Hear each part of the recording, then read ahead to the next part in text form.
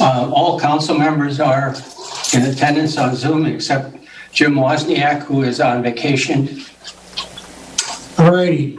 We have some new faces attending this evening, so I'll just take a minute and explain to you what a work session is. It is an opportunity for the members of council to obtain more information to help them in their decision making for those items that will be on the regular agenda, which is 1 week from today, as well as other discussion items. Some of them are repetitive that we have every month. It's more to let staff give updates. And then there are occasionally some topics of interest, and we have a discussion about those as well. The important thing to remember is there are no decisions made at this meeting. It is strictly informational only. So I also have the liberty to move around on the agenda, unlike the regular session. And I'm going to do that this evening because we do have some guests, and I'm sure that they would prefer to get back home to their families as opposed to going through the whole agenda and then doing the discussion items at the end. The first discussion item is bow hunting in Bella Vista. This first came to our attention on August the 6th when we received a memo about it from two of the folks that are going to be speaking this evening. We then contacted State Game and Fish and asked for their input. And we also approached Jim Morey, who owns the auto body shop up on 279, to get more of a feel as to just how many car accidents are there a year as a result of striking deer. So I'll start with Game and Fish. We received their response on August the 14th. It came to us in writing from Mark Hutchins, who's the Assistant Chief Wildlife Management Division. He's a certified wildlife biologist. I won't read his letter in total, but councilors, just to refresh your memory, he said game and fish agencies rely heavily on hunters to manage deer numbers, provide herd health information, and assist in disease management.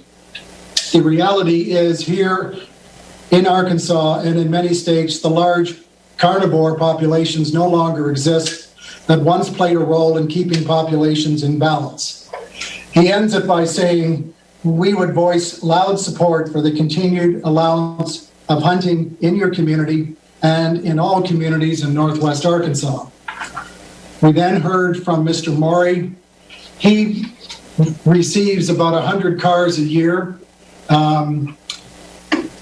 that he has to work on as a result of deer hits, and that usually includes anywhere from 3 to 4 of our city police cars as well. I shared this information with the two ladies that contacted us in early August. They asked if they could provide more information to council this evening, and in fairness of giving everybody an opportunity to provide more information, both ladies will be asked to address the council.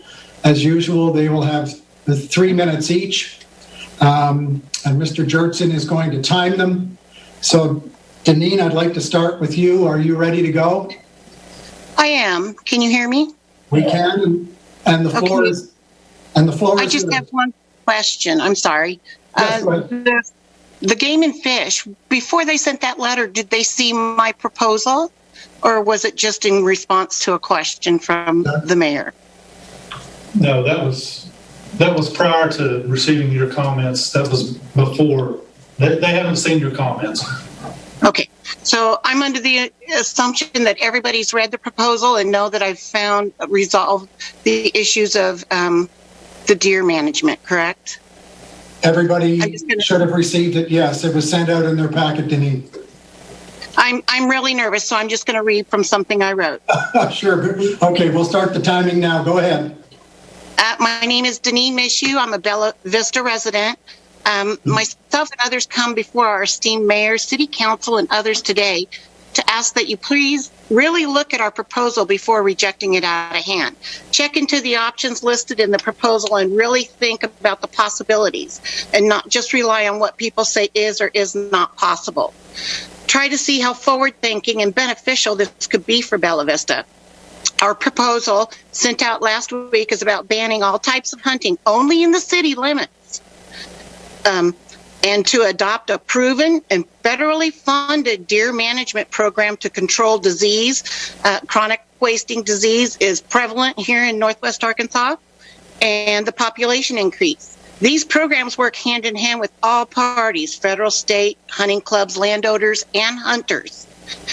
Lastly, we ask that you look to placing the first nature bridge crossing in the natural state of Arkansas, which will allow our wildlife to migrate west and east and vice versa, as they have in the past when Bella Vista was still wilderness, without the imminent danger of being hit or killed by a car on interstate highways.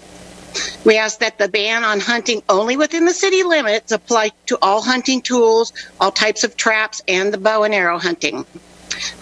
Within every city, every season, this city, we see innocent animals that are seen with arrows in their bodies, still alive, walking around that way. This year, there were 2 separate incidences, a fox and a raccoon. Last year, it was a fox with a trap on its foot running free in the forest. No one knows who's doing this or why, but it's heartbreaking to see these animals injured like that and know that they're suffering. Who knows how long it took for them to die? Neighbors of Bella Vista also complain that they find arrows stuck in their wooden fences or on the sides of their deck. Our neighbors have noticed a large increase in children on their streets in just a span of 2 years. One example, it went from 2 children to currently 11. She sees these children playing, running in and out of the forest area all the time. What would happen if one of them stepped on one of those traps or got struck by an arrow? Last week, I was walking in a wooded area just behind my church in my neighborhood where children play at recess and during their after-school activities. I was only about 10 feet into the woods when I fell. Something got wrapped around my foot. One of my feet were tangled up in this black, loosely coiled wire. Once I dug all the wire up from under the leaves and branches, it looked like TV cable wire. That thing was about 40 to 50 feet long, and it had a tag on the end of it. A yellow clip and a white clip with some numbers and wording. I haven't looked into it further, but I came to the assumption that it's a hunter snare. There's no way to tell how long that trap sat there. They're supposed to be checked often and certainly not left around as trash. Clearly, that's not what's happening. Okay, Deneen, thank you. That's 3 minutes. I greatly appreciate you addressing us. I should make it clear to council, I know that Mr. Kelly, our staff attorney, has done so already, but no municipality has the ability to ban hunting. That is in the purview of state game and fish. Municipalities can put restrictions on the type of weapons that could be used. For example, we already have an ordinance on the books that doesn't allow discharge of a firearm inside the city limits. Or snap traps, yes, and I thought this would just be an addition to it. Sure. Okay, thank you again, Deneen. Thank you. Janice, are you ready? Yes. Denise already gave part of my information. I'm the one that gave her the stats on seeing the children increase in our neighborhood. We moved here in July 2018, and at that time there were 2 children living and playing on our street. And as of this month, there are 11 kids, and they do love to play in those woods and the ravines behind their houses. The thing that really concerns me about that is that I personally saw a hunter last February. It was a bow and arrow hunter, and he was dragging his deer through our pretty narrow ravine. It could very easily impact the health of the children in all our neighborhoods if we keep allowing this bow and arrow hunting. It just seems to be more prudent and caring to call an end to this in our open areas. That's all I had to offer. Oh, that's great. Thank you very much, Janice. I was contacted by the COO of the Bella Vista Village POA, Tom Judson, and he asked if he could have his Lakes, Parks, and Fisheries Superintendent join us this evening. Rick, I see you. Good to see you again. And you also have 3 minutes, sir, and the floor is yours if you're ready. Okay, I was asked to just state the current position the POA has in regards to bow hunting, and that is that we would like to see bow hunting continue. It's another activity that people like to participate in, and we are in the business of recreation, and we see bow hunting as a good and different avenue for recreation. With the passage of the 2020 plan, we are currently looking into some additional layers of accountability, because we only want members of the POA, residents, members, and their guests hunting on POA property. In fact, we even want to go a step further. To use our lakes, one can get a POA guest card, and that would allow someone to use the lakes without having their sponsor present. Well, we don't want to do this with hunting. We want the resident to be with the hunter, not necessarily sitting next to, but engaged in the same activity in the same general location at the same time. What we're looking at is having individuals register with the POA through member services. And I also spoke to members of the Arkansas Game and Fish, and their urban deer program is rather intriguing, and that might be something that we look into implementing sometime in the future. And that comes with kind of a sign-up policy in and of itself. It also would, I believe, would be able to give us some statistics at the end of the year on how much harvest we had, and then we can look at that over time to see if we are having an impact on the population and keeping the animals in control and preventing car accidents long term. So I would refer you to policy 2.05 on the POA website for further information on our current policy. Okay, thank you, Rick. Appreciate it. Council members, do any of you need more information from our speakers this evening? Well, this is John Flynn. I'm not sure I need more information. I just wanted to mention a couple of things. I've tried to do some research on this issue, and I was struggling to find. I've always been concerned about the safety with bow hunting, and more and more people living in Bella Vista. I was struggling to find cases where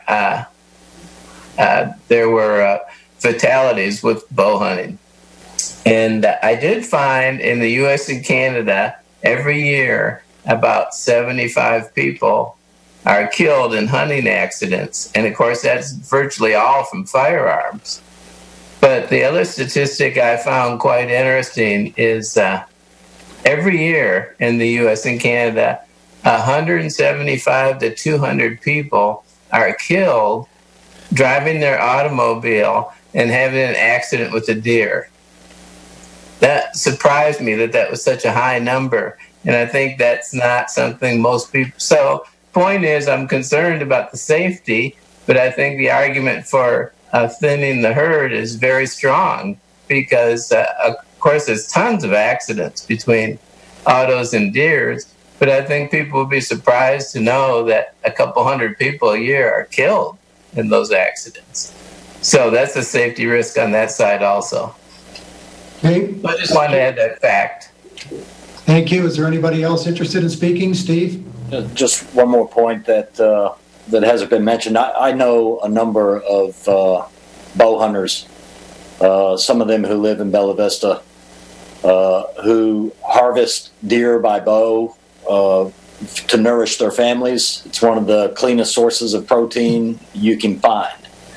And as a general rule, the bow hunters that I know are some of the most skilled and careful about the responsibility they have in hunting with a bow, that it requires a clean shot. I think it's something that's part of our tradition as a community. If there were a chronic problem that needed to be solved, I'd be interested in discussing it. But at this point, I think the gist of the proposal is not consistent with where we need to be for Bella Vista. I don't think we have any imminent risk, no more so than kids playing in the street. We're not going to ban all vehicles to protect our children. So I'm not finding anything really that compels me to get behind something that would ban bow hunting at all. Thank you. Linda?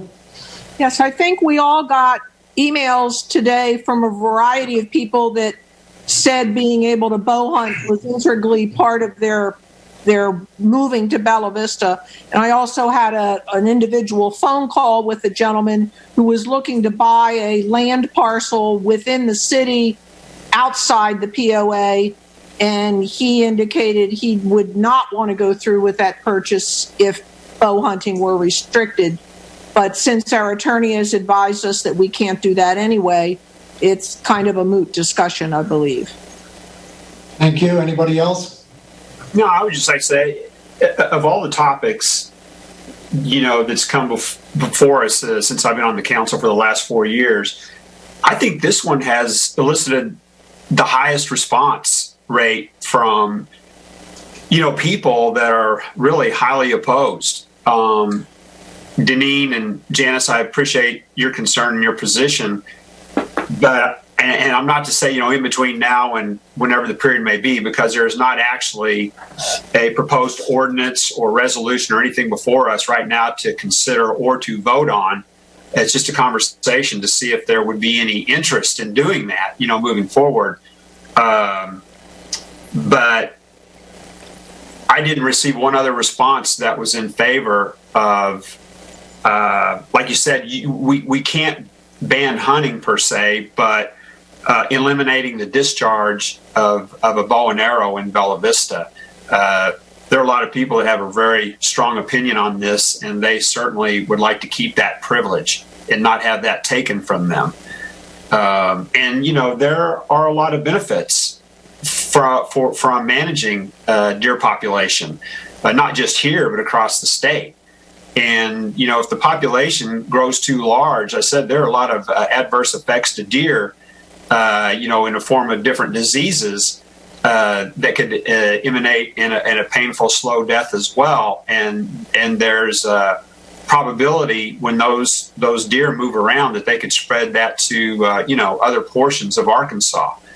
Not to manage their carry ticks and mites and all other kinds of things. So, although I can understand your position, I do know that there are benefits on the other side as well. And like I said, I was really surprised at the response from people that very strongly support the continuation of deer hunting. And as you know, in Bella Vista, we have large parcels of land that are undeveloped and are fully forested. I do understand.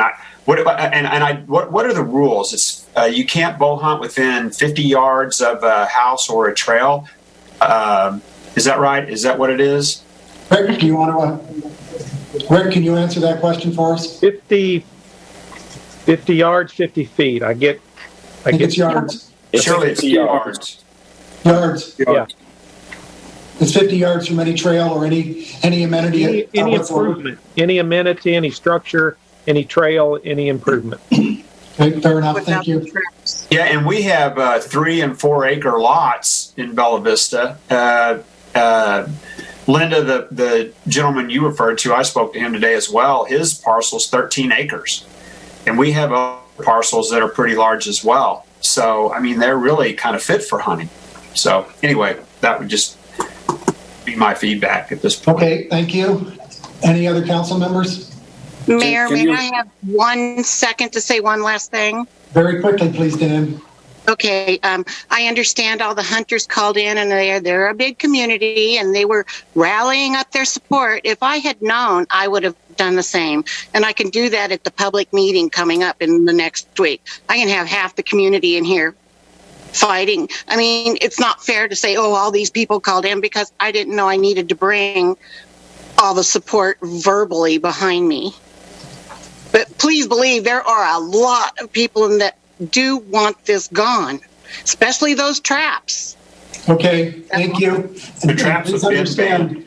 And please understand that this is not going to be on the agenda for our next meeting. For the public? No, it's just not going to be discussed at the next meeting. Okay. So you're welcome to come, but there'll be nothing to talk to because there will be no resolution, ordinance, or anything else on the agenda. Okay. Can I Okay. add one thing? No, Janice, I'm sorry, we have to move on. But thank you, ladies, very much for attending. And Rick, thank you for joining on behalf of the POA.